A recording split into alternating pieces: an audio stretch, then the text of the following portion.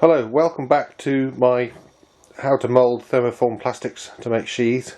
This is Dorset Woodland Blades workshop, which is still a work in progress. I've only been here a few months, so excuse all the mess. Basically, I'm a knife maker, so this has to fill in with Kydex and knife making, which causes a few unique problems, mainly due to the amount of mess it takes to grind up knives. As you can see, I've got a few there waiting. This particular room is eventually going to be the cleaner of the two rooms. It's a larger room. It will be workshop benched all round, similar to you see here, which is cheap kitchen worktop, cupboards and a worktop. It's more than adequate for what is very light engineering of knife making and sheath making. The worktops are nice and smooth, they're nice and solid, and the cupboards give you plenty of storage space. This will eventually go all the way around in a big U, giving me, I think, nearly 6 metres of workbench with cupboards for all this stuff that I've got here. So this bench generally at the moment is set up for Kydex press. I also use this for gluing up my knife handles. As I say, this is generally supposed to be the clean area to keep all the dust and mess. If we come round, again, as you can see, we've got material stuff stacked everywhere. There's a little bit of stainless there waiting to be used on the next jobs.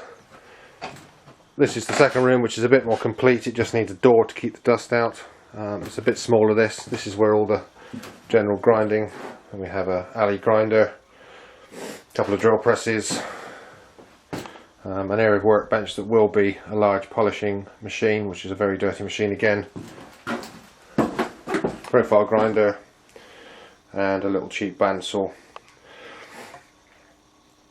So this is where I generally cut and grind out all the mess and then move next door to try and finish it off with and keep them as clean as possible.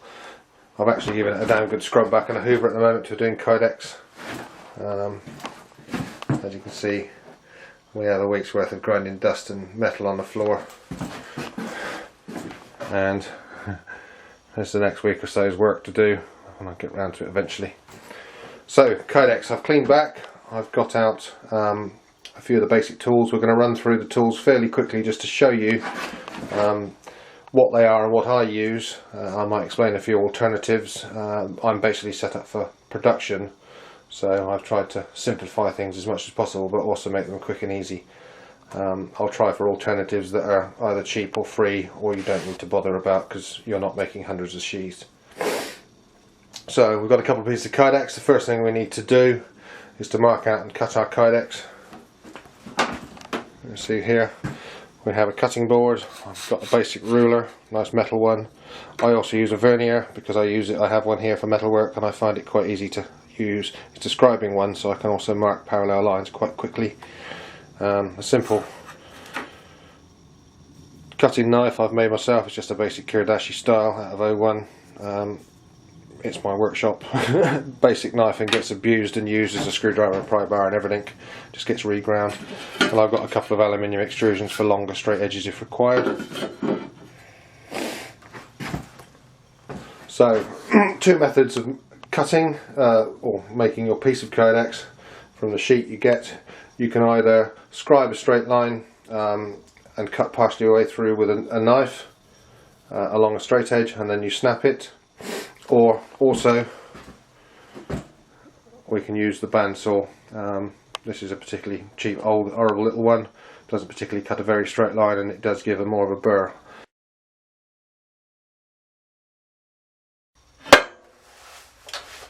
Okay, cutting and scribing.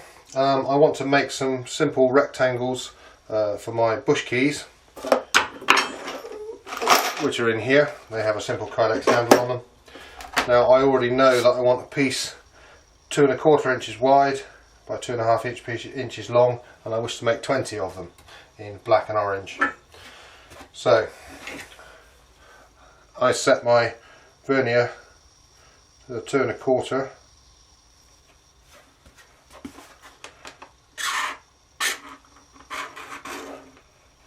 Scribe a line down there. I can then either run that along the bandsaw, or we'll try simple method, which is scribe and bend.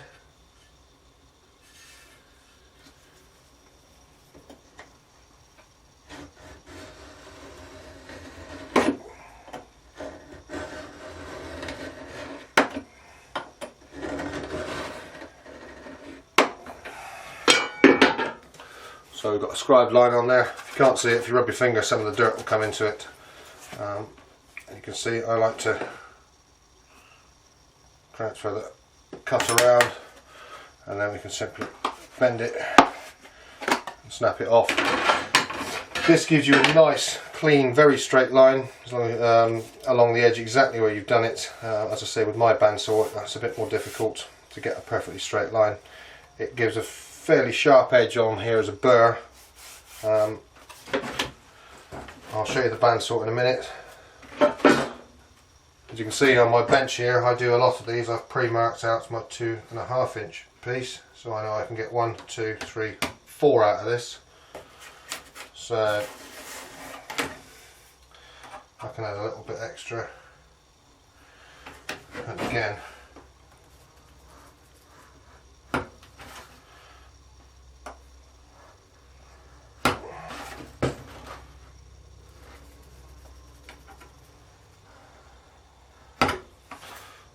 don't have to be too precise. I've already made a reasonable amount of allowance.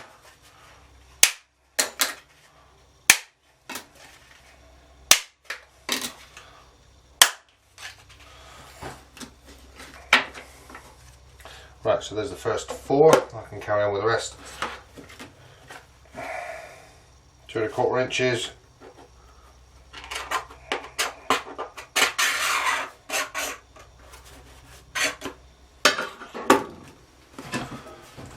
Pan round this way, maybe we should get this in.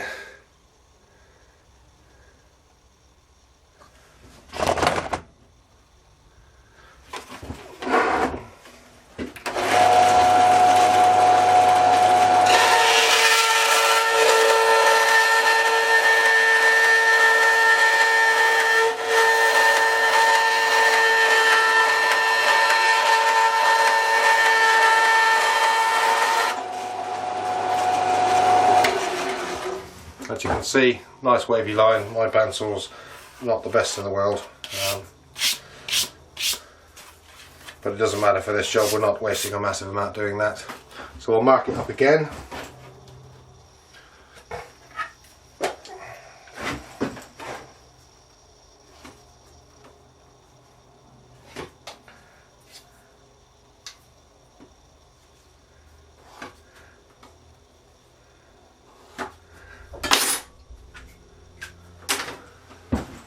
Just down with a piece of pen, and then we can simply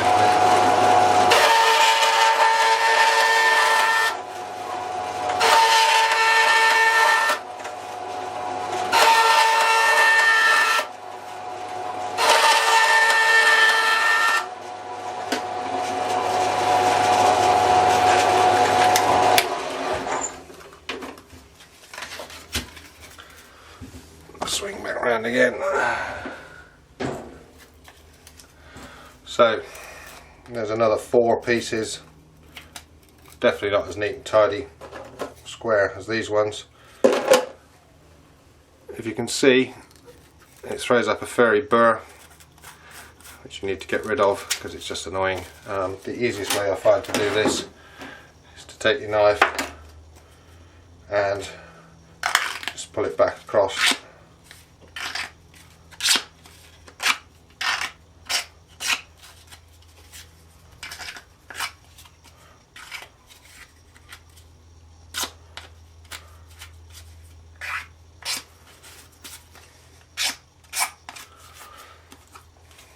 Obviously that's an extra job.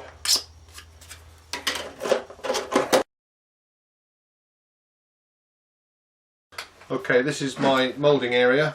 You can use a couple of methods for heating your Kydex.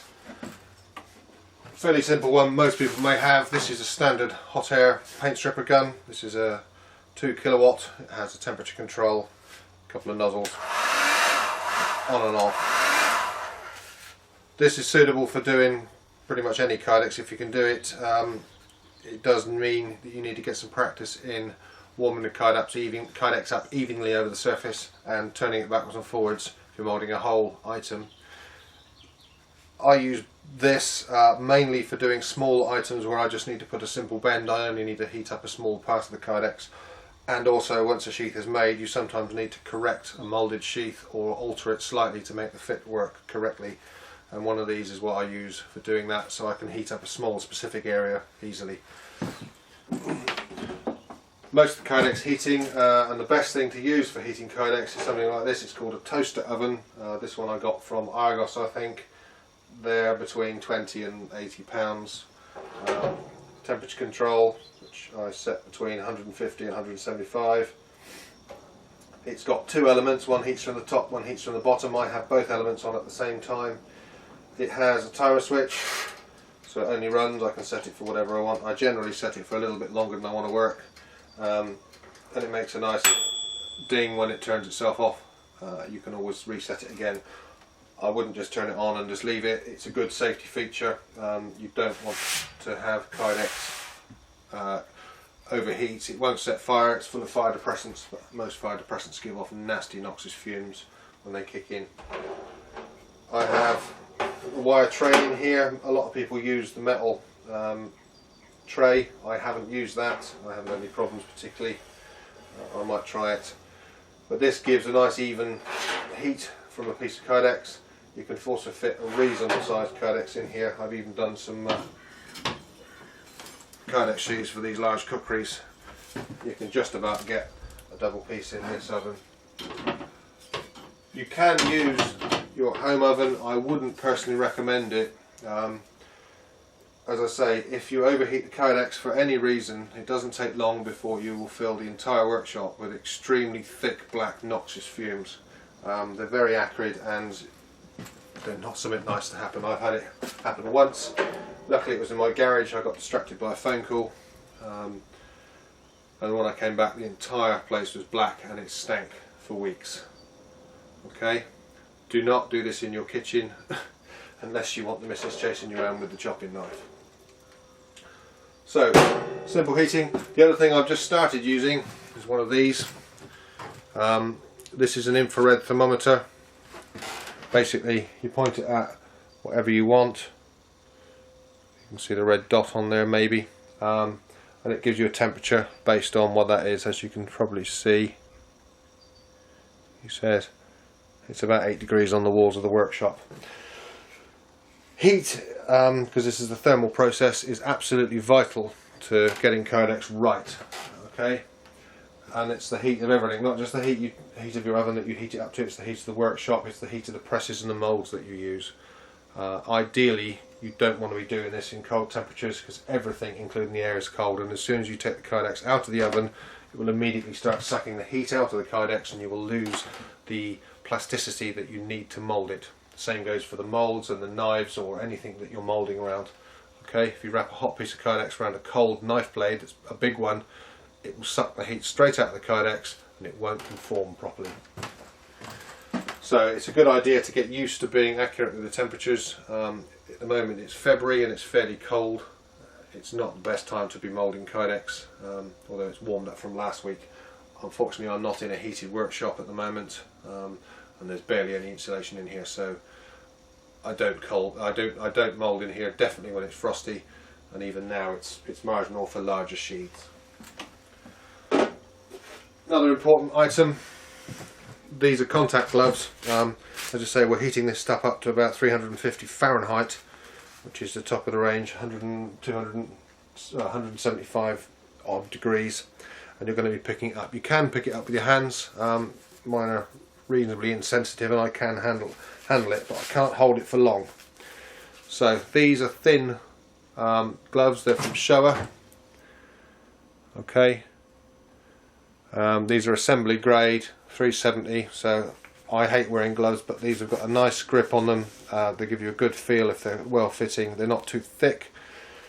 You can burn yourself through it if you put your hand in the oven. The heat will go through them, but it gives you plenty of time when you're holding hot Kydex to be able to hold it properly and locate it, which again is another important item. When you're putting it in the press, it needs to be accurate. Okay, so we can heat our Kydex up to the right temperature. We can watch it go floppy. Let's turn the oven on and bring it out at the right temperature. We've got two ways of moulding Kydex that I use. One is a Kydex press, which is here. This is one half, the top half. This uses a neoprene foam. It's reasonably squidgy. You need enough firmness to press the Kydex down, but it needs to also conform well to the item that you're moulding. So if it's too stiff, you won't get the conformation around the tight bends. This is the proper stuff as recommended by knife kits. Some people use sleeping mats and gardening mats. Basically you want something that's got a good firmness, a decent thickness, and also is reasonably resistant to the heat, because obviously you're clamping a very hot piece of plastic in here, and these are very well insulating. They take a long time to cool it down. As you can see, I've had some overheats and they start to mark. You can see my S-bend on here of my scales, and obviously that was one of the knives I did recently, I suspect. These are a disposable item. They will wear out after a period of time, and you throw them away. The press I've made myself. It's a simple piece. It's based on the knife kit's press design. I've made it a bit bigger. It's a full 20 odd inches long, 24 inches long, but I've cut it into two pieces, so I actually have two Kydex presses here. This 8-inch one I can use for most knives.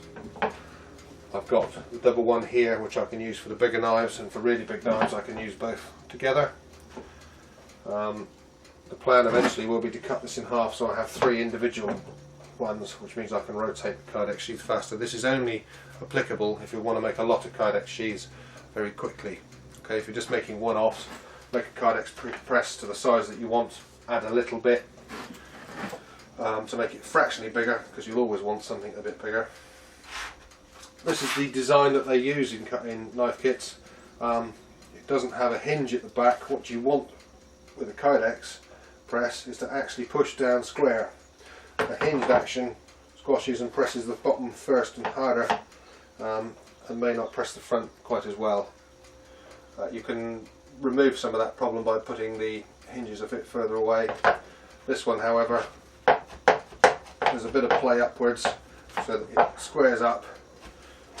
Chain goes in the front, and you pull it down as hard as you can to lock it off, and then we tighten the back up by pushing screwdrivers in here, and that squashes the back down and puts more pressure on the back to even it up. Okay, this one's the same, but it has a double chain for the bigger bits. Now, just a quick one on the design. I'm not going to go through making this. It's fairly simple. There's a number of how to make Kydex presses on. You can even just use two pieces of wood and stand on it. Some people do if you're just having a quick go. Once you've got your red hot Kydex and you've wrapped your knife or whatever around it, you need to get it in here, hold it in the right place, and then when it's held in the right place, push it down and do all this. It's a bit difficult. You need 3 or 4 arms. I found a way of getting a third hand, which is quite handy. This is a bungee from the ceiling, and this is my third hand. Holds in there and holds the Kydex press open. This means I can, at leisure with 2 hands, put the Kydex and the knife in, position it, fold the Kydex over and hold it down with this hand. When I'm happy, I can then pull this one down, release, and do that. It's just a quick tip. I find it makes it easier. Again, this one's got a ring on it to hold this one up. Again, when you release it, pulls it up out of the way. 2 methods I said I use. This is a soft press, which basically moulds the plastic around the item that you're moulding. You can put a hard piece of sheet in there if you only want to mould one side. The other way of doing it is using a hard fixture. This is one I've made. This one's similar to a leather one for making a pouch. This one makes my catapult attachment. It's a copy of the handle. I basically heat up the right size piece of Kydex, push it on there, clamp this over the top, and it forms it around there. And then I cut it out to shape. So for belt loops, I use a simple press.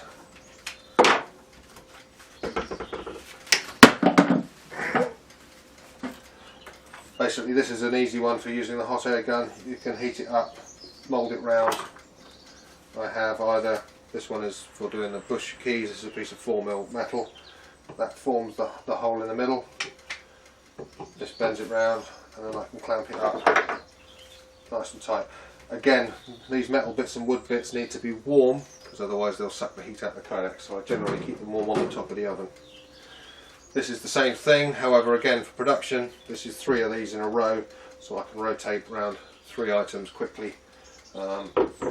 While one's cooling down, I can be clamping one in, unclamping the next one that's already cooled, ready for the next one in the oven.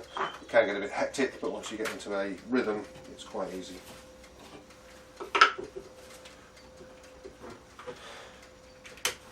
So basically you can mould anywhere you like. These are some more other bits that I've used. This makes a double strip to take molly adapters that I made for a job. Probably won't use that again. This one is used for moulding rounds to make a catapult lead ball dispenser. This is the insert that is wrapped around and clamped up in to give a 5 round dispenser. There's a longer one for making a 10 round dispenser. So hard moulding and soft moulding.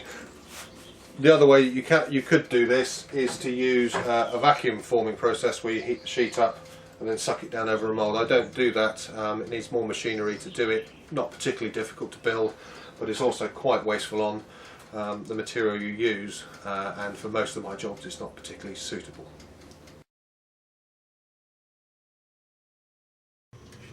Okay, just a quick bit on moulding. I'll do some of these. Just get the idea. I've marked the centre line so I can help positioning on here. It's a small piece of Kydex, so it will lose heat fast. I can pre-warm the formers a little from there.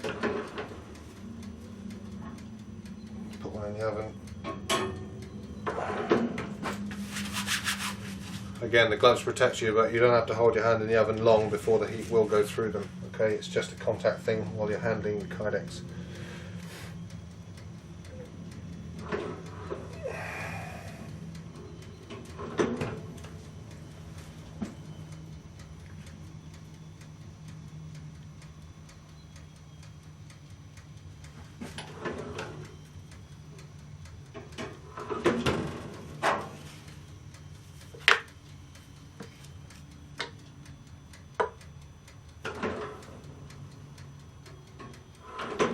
Nearly ready.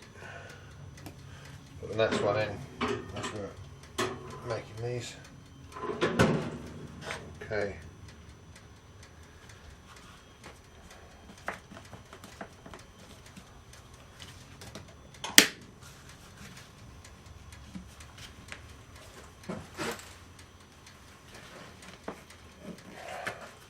So that's number 1 in.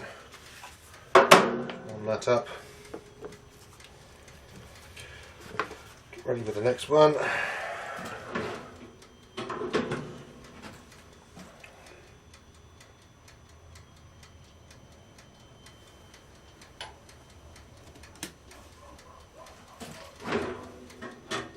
Next one in.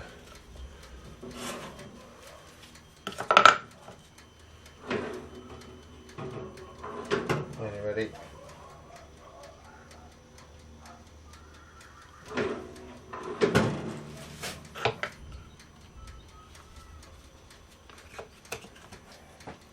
Important thing is to make sure you get the formers in. On this particular reason, we want, if we can, nice tight right angles with a U channel with a square bottom, not a rounded bottom.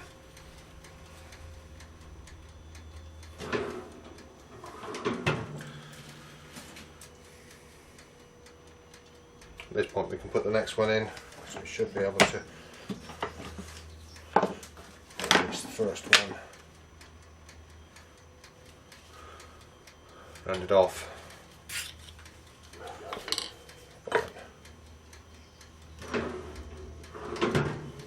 Just use that one again as it's available.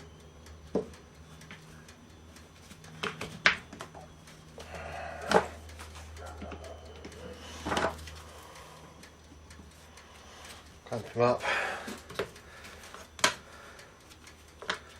Next one. nice and square. And on this one I can do 40 or 50 of these quite quickly. Let's turn that off. After a little while you'll get used to the timing on these. I haven't done these the same for a little while, so I'd normally be a bit quicker. Again, that's enough. Nice and square. Just a job.